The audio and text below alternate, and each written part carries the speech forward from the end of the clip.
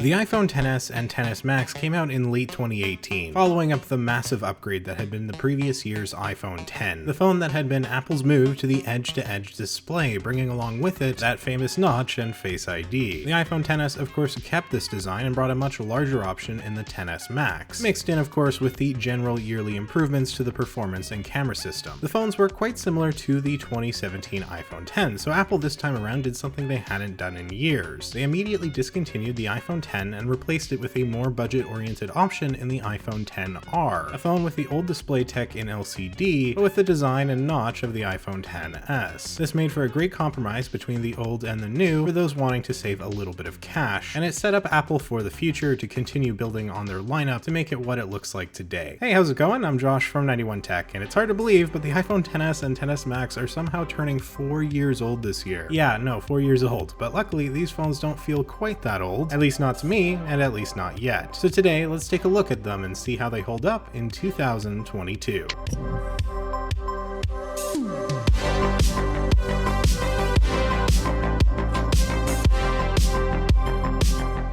For starters, as always, timestamps are in the description below, and for those of you watching this that actually own the iPhone XS and are wondering if maybe you should upgrade, I do think you should be good to go for the foreseeable future, though depending on how long you've had the phone, I could totally understand potentially wanting to upgrade, especially if your battery health is starting to degrade. The iPhone 14 or 14 Pro might be worth investing in when those phones come out, and personally, if you were going to upgrade, I would try to at least get an iPhone 13 Pro. The 13 is great too, but the 120Hz with the Pro really brings it to that next level by making everything on the display just feel buttery smooth and fast, so it'll be a proper, true upgrade to your iPhone XS. For anyone looking to buy an iPhone XS right now, potentially, we will be taking a look at the used market a bit later on, but first we'll be going over the device itself, so again, feel free to skip ahead if you would like to. This here is of course my gold iPhone XS Max, but it wasn't my first iPhone XS. I actually bought one at launch back in 2018 and was fairly underwhelmed, having been upgrading from my only year-old iPhone X. It wasn't a major upgrade, but in hindsight, that was completely understandable given the giant jump from the iPhone 7 to the X, and the XS fits pretty well between the X and the more significantly improved iPhone 11 Pro coming in 2019. It does, however, leave the iPhone XS and XS Max as a bit of the forgotten phones from recent years. They were only around for about 12 months and didn't shake up the design, but then again, even cutting as far forward as the iPhone 13 Pro from late 2021, and the designs haven't actually shifted drastically at all, with only a smaller notch and flat size to speak of along with other fairly minor changes. So it all leaves the iPhone XS, even if it's often forgotten, feeling very much modern and premium, and you would hope so given its cost of $1,000 plus back in the day. And while the phone might not hold up to the modern flagship, it still manages to pack a punch, offering strong performance and decent camera quality in today's world, with the biggest flaw to the device being, in my opinion, battery life. The iPhone 11 Pro in 2019 would massively improve in the battery department, and it was quite the upgrade in cameras as well. And if you'd like to hear more about the 11 Pro or the iPhone 11, which Apple is still selling for $500, I'll link those reviews of mine in the description below. But for now, let's begin this by taking a look at the design of the iPhone XS and XS Max, a design less refined than what we have today, but definitely not too different. To start, I absolutely love the design of the iPhone X and XS. You've got these glossy glass backings and stainless steel frames that came with the iPhone X originally, and the XS has 3 colors: silver, space gray, and the all-new gold, which looks absolutely gorgeous. Glossy glass as opposed to the frosted glass on the 11 Pro does mean more fingerprints, but the phone isn't quite as slippery in the hand, and it still looks really nice. And you'll probably want to use a case regardless, as glass is glass and glass breaks. That camera module there is the last one to be a simple long oval, as we've long moved on to the square-shaped camera bumps. This was also the last flagship iPhone to not have a centered Apple logo. Turning to the front of the iPhone, we have the 5.8-inch iPhone XS and 6.5-inch iPhone XS Max. Actually, the smaller phone there is the iPhone X, but it looks identical from the front, so we'll just call it the XS here. Both of these phones have absolutely gorgeous OLED displays. They are only 60 Hz, as was the norm for Apple only up until late last year. So while you're not getting the buttery smooth frame rates of the new iPhone 13 Pro, everything else about the phone display is roughly equivalent. It's still absolutely gorgeous, the pixel density is right about the same, you're getting those vibrant deep colors with the OLED. Apple calls it their Super Retina OLED display. This is a really nice looking phone, and whether you like or hate the notch, personally I've never minded it much. I think it works here, especially considering this phone is 4 years old. Just remember what all those other 2018 phones with notches looked like.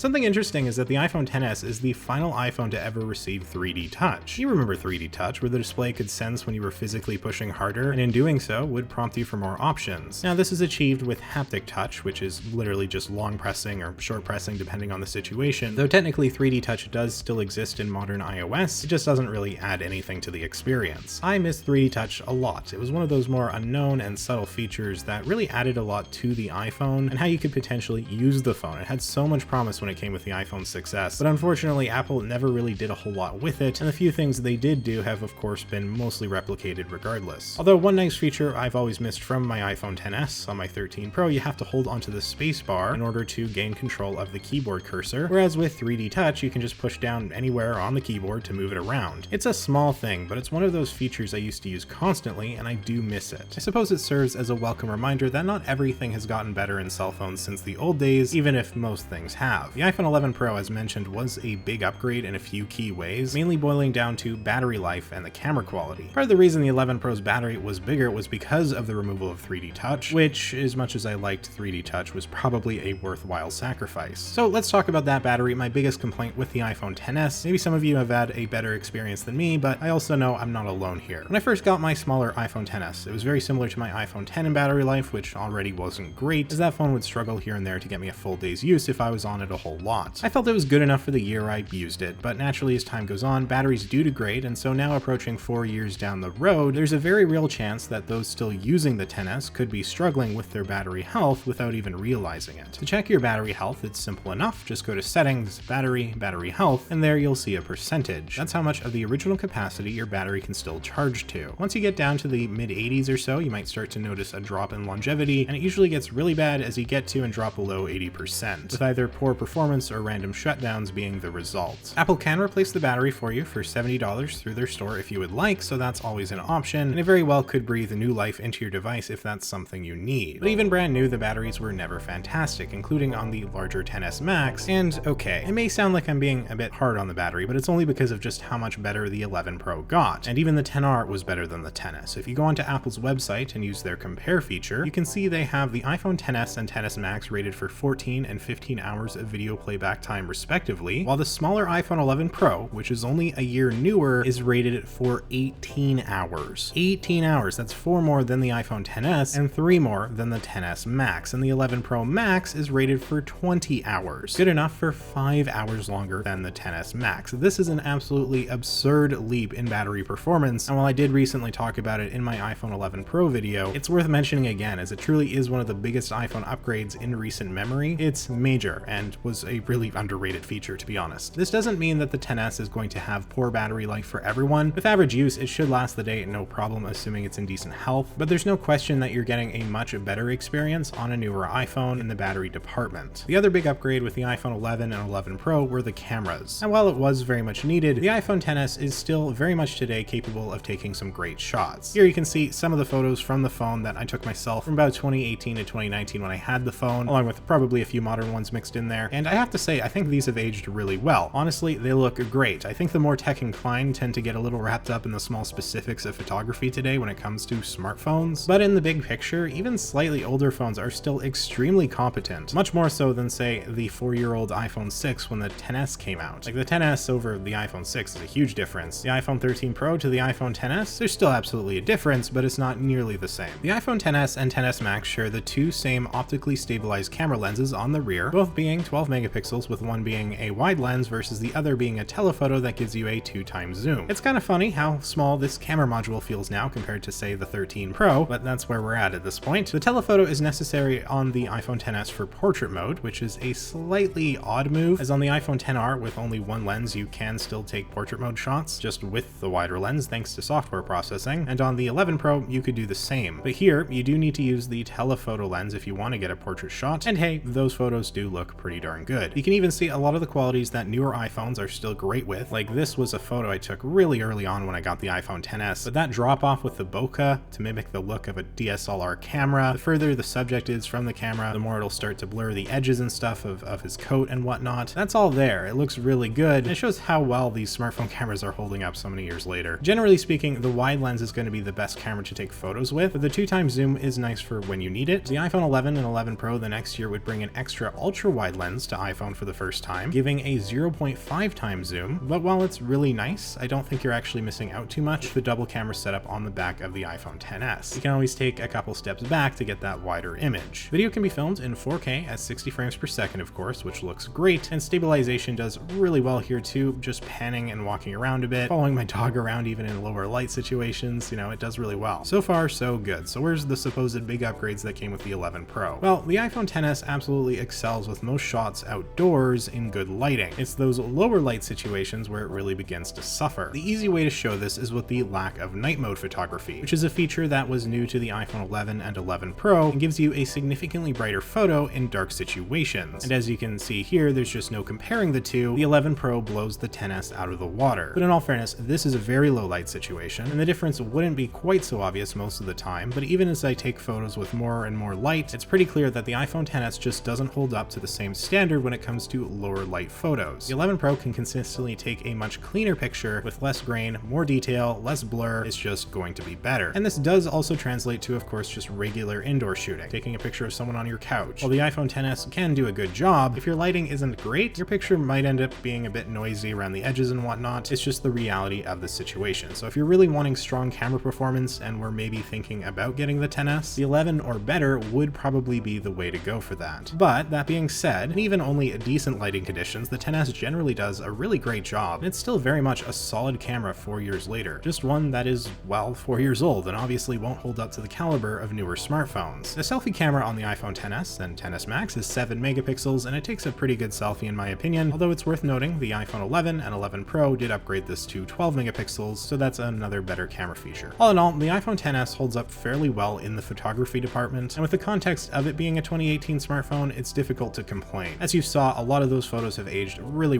well, and honestly, I feel like I could go out with this phone and be totally happy with it for most situations. Speaking of aged really well, that's actually a great way of describing the internal hardware and technical specifications, being specifically Apple's A12 Bionic chipset and 4GB of RAM on both size options. The A12 might be getting older in age, but the performance is still ridiculously strong, as Apple has been ahead of the CPU game for years now. These phones are still very much fast, and I've experienced no slowdowns since using both the iPhone XS and fairly recently the iPhone XR when I was reviewing that phone. It's quick, spiffy, smooth, whichever word you want to use to describe fast. I don't even know if fast is the right word per se, as it all just kind of happens. It works. Open an app and it opens. Swipe up to go home and it goes home. Multitask, go to a previously opened app, and typically it's still open in the background. This isn't a slow phone, and it shouldn't become one for a good bit of time, if ever. Apple's optimization with iOS just keeps getting better what feels like every year, and so this phone, at least for the basics, may never actually feel too slow. It's difficult to say, but Apple has been absurdly good with iOS support recently, updating phones even as old as 7 years with the iPhone 6s and 6s Plus. I wouldn't expect quite that long here, just because it's literally an unprecedentedly high number, but there's also no indication that couldn't be the case as of yet, so either way, I think it's a safe bet that the XS will receive at least until late 2024 for updates, and even if it doesn't, don't forget that would still bring it to about 6 years of iOS support, which is insane, especially when compared to phones across the aisle on the Android side, where only 2 to 3 years tends to be the norm more often than not. While the iPhone XS is fairly future-proofed and strong in most categories for those still using it today, this doesn't mean that it should still be worth buying for someone considering picking up a used iPhone, mainly because of, well, in my opinion, the battery life, which could be quite bad if you buy used, as well as the big camera upgrade that came the next year. If we do go over to eBay.com, we can see the smaller iPhone XS at 64GB going for not too much over $200 American dollars, in decent condition, which is honestly not bad whatsoever. The XS Max seems to be closer to the $300 to maybe $350 mark, although honestly I was seeing a very wide array of prices, much wider than usual when it comes to used and refurbished iPhones. And if you want to take a look at your own local online marketplaces like Craigslist and Facebook, you might be able to find an even better deal. If you can find a good condition iPhone XS for around $200 with no screen burn-in, which is basically blemishes on the screen typically caused by the phone displaying a single image for too long, and the phone has good battery health, I'd say it's not a bad deal for a phone almost guaranteed to get multiple more major iOS versions in the coming years. The XS Max at not much over $250 would be, in my opinion, possibly the best find, as battery life will at least be a bit better on that phone, but ultimately it's up to you. And if you're comparing this to, say, the iPhone 11 Pro on the used market, just looking around a bit, that phone does seem to be a decent step up in price. As mentioned before, link to my 11 Pro review is in the description below. Buying from the used market is always going to be risky, and generally speaking, I'd encourage people to buy new, simply because if something goes wrong, wrong, I don't want to be the guy responsible for someone buying a used smartphone. With that being said, I do have to say there's some real value here. This phone for the most part has held up really well. The display on the XS is gorgeous, basically on par with the newest iPhones. The design is so premium. The XS doesn't look like nor feel like a 4-year-old phone. And honestly, it still really feels like a flagship is what it feels like. And even if it's not current, the premium quality in the build and design has aged so